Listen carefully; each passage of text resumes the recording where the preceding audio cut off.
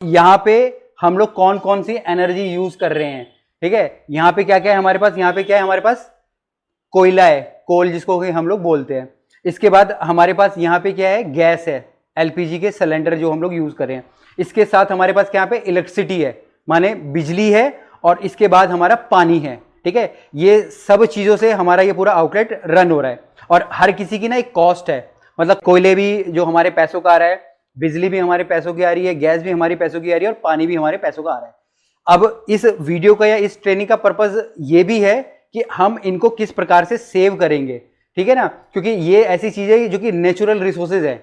हमको कोशिश करनी चाहिए कि हम लोग कैसे कम से कम इन चीजों का इस्तेमाल करें।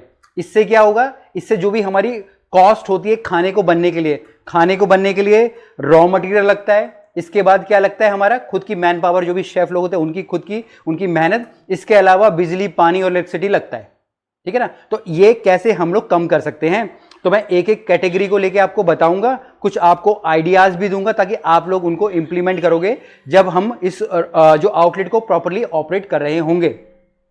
अभी जैसे सबसे पहले मैं कोयला बोलता हूं, ठीक है ना। अब कोयला हमारा कहां यूज हो सकता है, कोयला हमारा होगा तंदूर के अंदर होगा, ठीक है, या हम लोग कोई बारबेक्यू कर रहे हैं, या हम कोई ग्रिल करते हैं ना, वहां पे हमारा कोयला हमारा यूज होता है।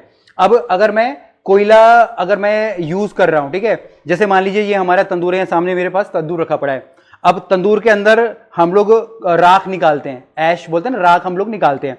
अगर आप राख रोज ही पूरी निकालने लग जाओगे ना, तो आपको हमेशा रोज ज्यादा कोयले डालने पड़ेंगे, ठीक है ना शिंदे, ये होता है। तो हमको एक लेवल तक राख ही रखनी पड़ती है, और उसके ऊपर से हमको हर बार कोयला जलाना होता है ना। तो ये चीजें हमको बेसिक चीजें याद रखनी है। ये नहीं कि आप रोज कोयला जला रहे हो और रोज पूरा का पूरा तंदूर साफ कर दे रहे हो।